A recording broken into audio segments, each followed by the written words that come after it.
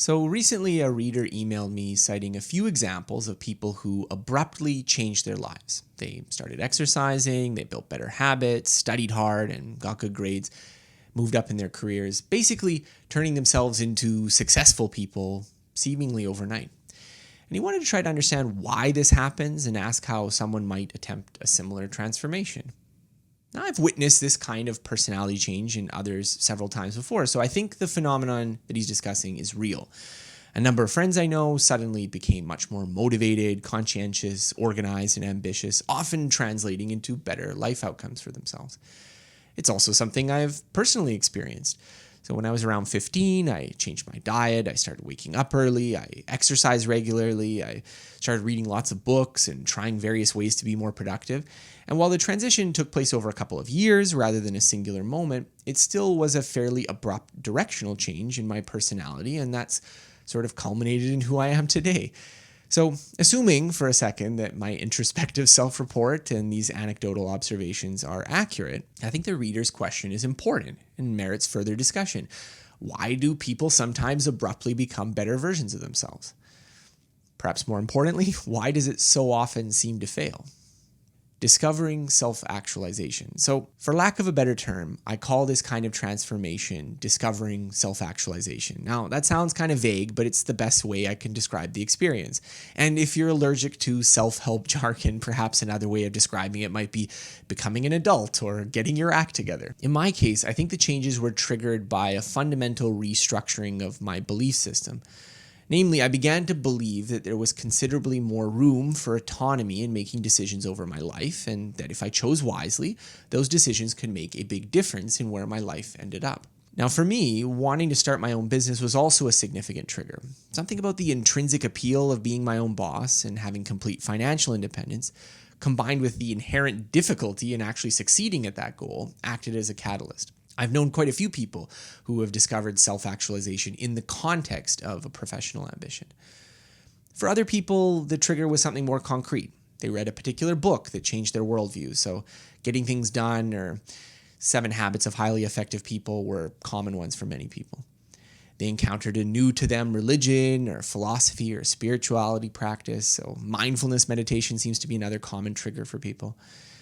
But even if the exact cause is idiosyncratic, I see a few common features in this kind of change. First, there's a belief that there are lives better than the one we're currently living. The central premise is that there's a broad array of possible futures, and many of them are better than the default. This seems to hold even in philosophical views that reject most kinds of ambition. So, for instance, if you're interested in mindfulness meditation, they often spurn the idea that career ambitions should be central to your life. But many of the people who follow this practice still believe that mindfulness will let them experience a better quality of life, even if it's not ambition in the regular sense. Second, there's a sudden, pervasive increase in self-efficacy. So while Albert Bandura's original concept was decidedly more granular, there do appear to be some moments where you become more confident in succeeding at a broader range of actions. There's also increased valuation of delaying gratification and resisting impulses.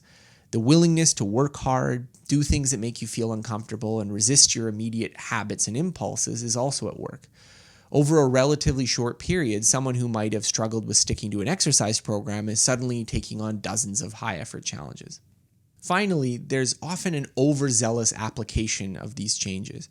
People who experience a major paradigm shift are often overly optimistic about the value of alternate versions of their life, or overly confident about their ability to execute, and overly focused on self-improvement over momentary gratification. The Skeptics Critique. Of course, I'm far from the first person to notice this phenomenon. A lot of self-help gurus have built their entire marketing empires around selling people transformative life change. Tony Robbins in particular springs to mind as someone who makes a big deal about these kinds of moments. Now, the skeptic would argue that these kinds of changes don't typically last. Hype fades, and while getting excited about something is easy, we rarely change our personality or behavior permanently. And you know what? I tend to agree with the skeptic most of the time. I suspect that most people experience one or maybe 2 of these shifts in their entire lives. Many people maybe never experience it at all. Change, instead, is generally gradual and directionless. Sometimes we get a bit better in shape, sometimes we let ourselves go. Most bursts of self-improvement revert to the mean. However, given the significance of these dramatic shifts, we shouldn't round their probability down to zero. Experiencing such a moment once or twice in your life might make up for dozens of other fizzled attempts at bettering yourself. Why does it happen, and why does it fail? So, my speculative theory of these kinds of personal transformations is, first, there's a temporary change in your optimism, confidence, or valuing of putting in hard work. And this kind of momentary effect can come from reading a self-help book, or having a role model who inspires you to work at something, or just having a private epiphany. Second, the environment creates a self-sustaining feedback loop. So the easiest way to see this would be a kind of positive feedback loop of setting a goal, achieving it, and then suddenly biasing your other estimates of self-efficacy or confidence upward. Third, once the initial feedback loop wears off, you're already in a sufficiently different position in your life so that your habits and material circumstances have shifted to a new equilibrium, and now you maintain it. So under this theory, most self-improvement efforts fizzle because the momentary burst of enthusiasm doesn't generate a self-sustaining feedback loop. And so the equilibrium you reach is only partially stable. Eventually, you decay back to the person you were before because there's a lot of gravity pulling you back that way. So even when this kind of transformative change occurs, I think there's probably limits on how far it can go. People's beliefs about their malleability vary wildly around the true figure.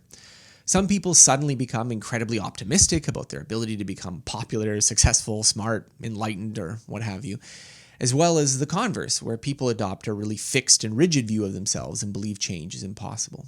Now, the transformations I've witnessed in other people also tend to involve modestly unrealistic beliefs. So this raises an interesting question of whether some amount of self-delusion helps in crossing over to a new equilibrium, even if it's ultimately unsustainable.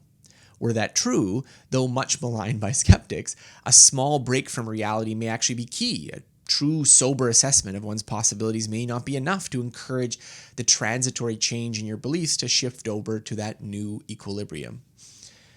At the same time, it also seems clear that most changes are not of this magnitude. Discovering that you can actually take charge of your life is probably something you can really only do once or twice. Once that's firmly established in your beliefs, further adjustments are probably minor in comparison, so tweaks to your habits, skills, or overall life perspective. Since the world is flush with people pitching and persuading others to adopt a self-actualization belief mindset, even if it is partly delusional, a related question is why such transformations are relatively rare. My suspicion is that they're harder to sustain because while it's easy to find sources of inspiration, it's much harder to locate the positive feedback loops that will keep that motivation going. Can you trigger a change in yourself?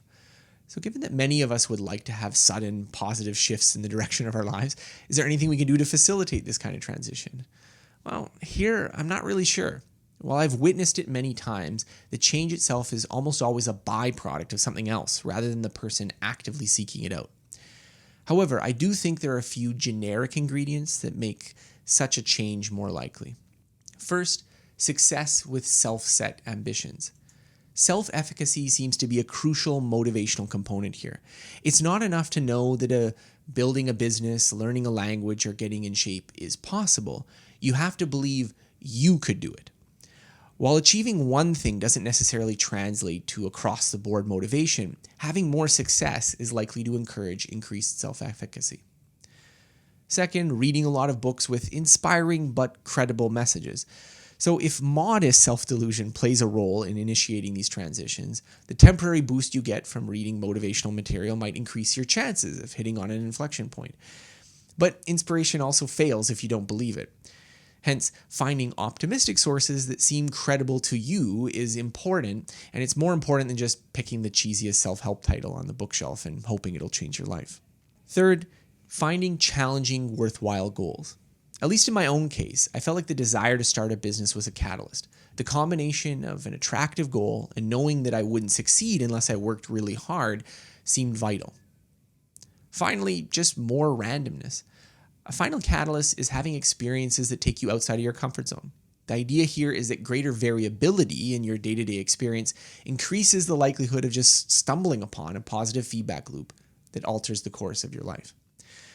So, in the end, I'm not entirely sure why some people become obsessed with personal productivity, mindfulness meditation, exercising daily, building a business, or becoming a straight A student. I don't know why the direction of their life seems to pivot abruptly after a particular experience. But I agree with the reader who emailed me that even if such transitions are rare, they seem important and poorly understood.